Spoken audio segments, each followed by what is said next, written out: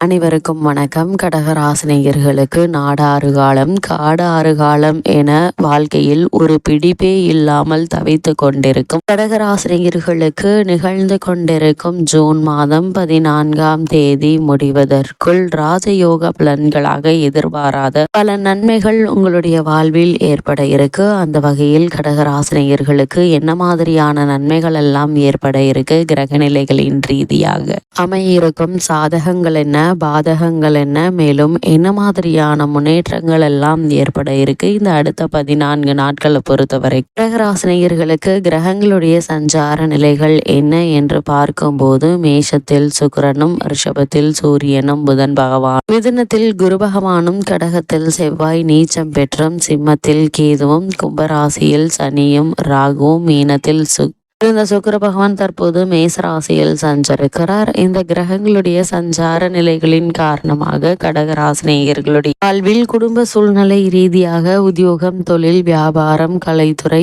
அரசியல் துறை, மாணவ மாணவிகள், விவசாய துறையினர், பெண்மணிகள் என அனைவருக்குமே என்ன மாதிரியான நன்மைகள் எல்லாம் உங்களுடைய வாழ்வில் ஏற்பட இருக்கு என்பது குறித்தான முழுமையான பதிவு தான் இந்த வீடியோல நம்ம விரிவா பார்க்க போகிறோம். அந்த வகையில கடகராசியை சேர்ந்த புனர்பூசம் 4ஆம் பாதம் முதல் பூசம் ஆயில்யம் வரை உள்ள நட்சத்திரக்காரர்களுக்கு குடும்ப சூழ்நிலை ரீதியாக என்ன மாதிரியான நன்மைகள் எல்லாம் உங்களுடைய வாழ்வில் ஏற்பட இருக்கு என்று பார்க்கும்போது ராஜயோக பலன்களாக இந்த 14 நாட்களுக்குள் ஏற்பட போகும் நன்மைகள் என்று பார்க்கும்போது விரயத்தில் குரு இருப்பதும், செவ்வாய் ராசியில் நீச்சம் பெற்று இருப்பதும் போன்ற பல இன்னல்களுக்கு நடுவிலே எதிர்நீச்சல் போடக்கூடிய ஒரு வாரமாக தான் இந்த 2 வாரங்கள் அமைஞ்சிருக்குதுங்க. அது மட்டும் இல்லாம உங்களுடைய ராசிக்கு பாக்கியஸ்தானத்தில் சுக்கிரன் பலமாக அமர்ந்திருக்கிறார். உங்களுடைய ராசிக்கு 11ஆம் இடத்தில் சூரியனும் புதனும் இணைந்து மிக சிறந்த யோக பலன்களை தருவதால உங்களுக்கு இவ்வளவு நாட்களாக ஏற்பட்டு வந்த தொல்லைகள் அனைத்துமே நீங்கி நீங்கள் முன்னேற்ற பாதையில் பயணிக்கக்கூடிய ஒரு வாரங்களாக தான் இந்த 2 வாரங்களும் அமைஞ்சிருக்குது. ஒரு சில நேரங்களில் பிரச்சனைகளே சில நேரங்களில் வெற்றியாக அமைவதற்கான வாய்ப்புகளும் அதிகம் உண்டு. அதனால் கவனத்தோடும் எச்சரிக்கையோடும் இருப்பது நல்லதுங்க. அது மட்டும் இல்லாம இந்த காலத்தை பொறுத்த வரைக்கும் சாதகங்களுக்கு பல கவனத்தோடு ஒரு சூழ்நிலையை நீங்கள் கையாள்வதன் மூலமாக பாதகங்களை சாதகமாக மாற்றக்கூடிய ஒரு தருணமாகவும் இந்த அடுத்த 14 நாட்கள் அமைஞ்சிருக்குது. தாய் வழி உறவுகள்ல ஏற்பட்டு வந்த மனஸ்தாபங்கள் நீங்கி அவர்கள் உங்களுடைய முயற்சிகளுக்கு அல்லது உங்களுடைய முன்னேற்றத்திற்கு கை கொடுத்து உதவ இருக்காங்க. இந்த உறவுகளுடைய நம்பிக்கை உங்களுக்கு உங்களுடைய குடும்ப சூழ்நிலை, பொருளாதார நிலையும் முன்னேற்ற பாதையில் பயணிக்க வைக்கக்கூடியதா அமைய இருக்குதுங்க. இந்த காலகட்டத்தை பொறுத்த வரைக்கும் கடகராசினியர்களுக்கு பொருளாதார நிலை என்பது திருப்திகரமாக இருக்குங்க. அதே போல புதிய முயற்சி மேற்கொண்டு வரும் கடகராசினியர்களுக்கு சிறு முயற்சியிலேயே நல்ல ஒரு வெற்றி கிடைக்க இருக்குது. பயணங்கள் சாதகமாக அமையுங்க. இருந்தாலும் கூட பயணங்களை மேற்கொள்வதற்கு முன்னர் அந்த பயணம் எதற்காக செய்கிறோம், தேவையா என்பதை யோசித்து நிதானித்து மேற்கொள்வது நல்லது. அது மட்டும் இல்லாமல் கடகராசினியர்களை பொறுத்த வரைக்கும் தற்போது உங்களுக்கு விரய குரு இருப்பதால் செலவுகள் வரும் என்றாலும் அதை முதலீடுகளாக மாற்றிக்கொள்ள வாய்ப்புகளை பயன்படுத்தி கை காசை பத்திரப்படுத்துவது உங்கள் கையில தாங்க இருக்கு. அது மட்டும் இல்லாம செவ்வாய் சனி பார்வை இருப்பதை நீங்கள் மறந்துவிட வேண்டாங்க. யாரையும் நம்பி பொறுப்பை ஒப்படைக்க வேண்டாம். நீங்களே கவனமாக செய்யுங்க. வாகனங்களை கையாளும் போது மிகுந்த கவனத்தோடு இருப்பது நல்லது. அஜாக்கிரதையாக இருக்க வேண்டாங்க. அது மட்டும் இல்லாம கடகராசினியர்களை பொறுத்த வரைக்கும் விரக்தியான சிந்தனையை வெளியேற்றுங்க.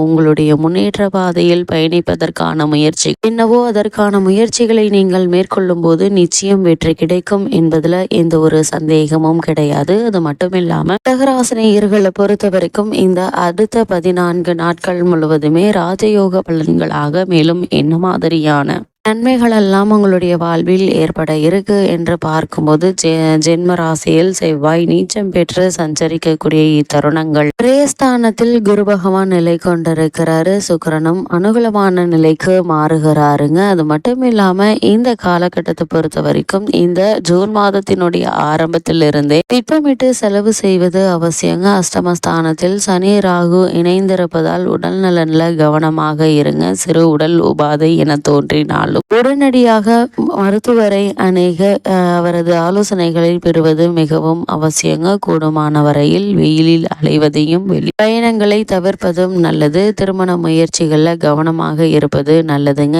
ஏன்னா அவசர முடிவுகளால் தவறான வரனை நிச்சயித்து விடுவதற்கான வாய்ப்புகள் அதிகம் இருக்கு. இந்த திருமண சம்பந்தமான முயற்சிகளை மேற்கொள்ளக்கூடிய கடகராசினியர்கள் வரனை பற்றி தீர ஆராய்ந்து அதற்கு பிறகு வரனை நிச்சயிப்பது எதிர்கால வாழ்க்கைக்கு மிக மிக நல்லதுங்க. வெளியூர் பயணங்களின் போது பொருட்களையும் அலுவலக ஆவணங்களையும் பாதுகாப்பாக வைத்துக் கொள்வது முக்கியங்க. நெருங்கிய உறவினர்களுடன் வாக்குவாதம் ஏற்படுவதை தவிர்ப்பது அவசியங்க. நீங்கள் உண்டு உங்களுடைய வேலை உண்டு என்றிருப்பதே போதுமானதாக அமைகிறது. அதே போல கடகராசியை சேர்ந்த உத்தியோகஸ்தர்களுக்கு இந்த ஜூன் மாதம் 14ஆம் தேதி முடிவதற்குள் மேலும் என்ன மாதிரியான நன்மைகள் எல்லாம் ஏற்பட இருக்கு என்று பார்க்கும்போது, உத்தியோகத்துறைக்கு அதிபதியான சனி பகவான் ராகுவுடன் சேர்ந்து அஷ்டமஸ்தானத்தில் அமர்ந்திருப்பதால் அன்றாட பொறுப்புகளில் கவனமாக இருப்பது மிகவும் அவசியங்க. இக்காரணத்தை கொண்டும் மேலதிகாரிகளுடன் வாக்குவாதம் செய்ய வேண்டாங்க. சக ஊழியர்களுடன் அலுவலக பிரச்சனைகளை விவாதிக்காமல் இருப்பது நல்லது. புதிய வேலைக்கு முயற்சிக்கும் கடகராசி அன்பர்கள் இடைத்தரகர்களை நம்பி பணத்தை இழந்துவிட வேண்டாம். ஒரு சிலருக்கு இடமாற்றம் அல்லது பதவி மாற்றம் ஆகியவை ஏற்படுவதற்கான வாய்ப்புகள் இருக்கு. இந்த மாற்றத்தை ஒப்புக்கொள்வது உங்களுடைய எதிர்காலத்திற்கு மிக எதிர்காலத்திற்கு நல்லது. அதே போல கடகராசியை சேர்ந்த தொழில் மற்றும் வியாபாரம் செய்பவர்களை பொறுத்த வரைக்கும் சந்தையில் கடினமான போட்டிகளை நீங்கள் சமாளிக்க வேண்டிய ஒரு நிலை இருக்குதுங்க. முன்கூட்டியே சந்தை நிலவரத்தை விசாரித்து அறிந்து உங்களுடைய சரக்குகளுடைய விற்பனை விலையை நிர்ணயித்துக் கொள்வது நஷ்டம் ஏற்படுவதை தவிர்க்க உதவும். அதே போல புதிய முதலீடுகளை கண்டிப்பாக தவிர்த்துக்கோங்க. நிச்சயம் முதலீடுகளை மேற்கொண்டு ஆக வேண்டும் என்ற நிலை இருக்கும் போது முன் அனுபவம் உள்ளவர்களிடம் ஆலோசனை பெற்று எவற்றில் முதலீடு செய்யலாம் என்பதை யோசித்து சிந்தித்து செயலாற்றுவது நல்லது. குறிப்பா பங்கு சந்தைகள் ஈடுபடக்கூடியவர்கள் அதிக கவனத்தோடு இருப்பது நல்லதுங்க. அதே போல் சக கூட்டாளிகளுடன் சற்று அனுசரித்து நடந்து கொள்வது தேவையில்லாத பிரச்சனைகள் ஏற்படாமல் இருக்க உதவிகரமாக இருக்கும் என்பதை கிரக நிலைகள் தெல்ல தெளிவாகவும் உறுதியாகவும் எடுத்துக்காட்டுதுங்க. கடகராசியை சேர்ந்த கலைத்துறையினர் பொறுத்த வரைக்கும் உங்களுடைய ராசிக்கு ஜீவனக்காரகரான சனி பகவான் ராகுவுடன் சேர்ந்து 8ஆம் இடத்தில் சஞ்சரிப்பதால் வாய்ப்பு அதிகரிக்க இருக்கு. அதன் காரணமாக வருமானமும் அதிகரிக்க இருக்குதுங்க. கூடுமான வரைக்கும் செலவுகளை சமாளிக்க வேண்டி ஒரு காலகட்டமாக தான் இக்காலகட்டம் இருக்கு என்பதை கிரகநிலைகள் எடுத்து காட்டுது. சிக்கனமாக இருப்பது உங்களுடைய எதிர்கால நலனுக்கு மிகவும் உதவிகரமாக இருக்கும்.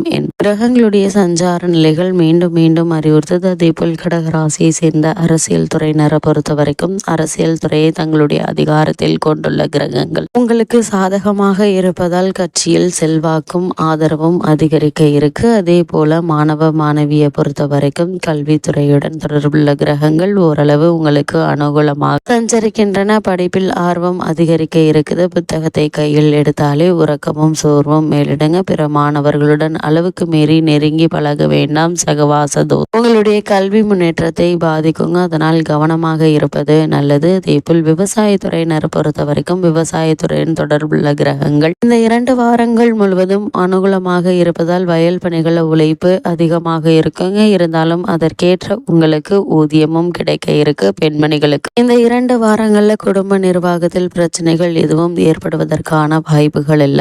ராசினியர்களுக்கு கிரக நிலைகளின் ரீதியாக கூறப்படும் பரிகாரம் என்ன என்று பார்க்கும்போது கந்தனை வணங்குங்க. என்ன எண்ணற்ற நன்மைகள் உங்களுடைய வாழ்வில் ஏற்படும் என்பதை கிரக நிலைகள் உறுதியளிக்குது.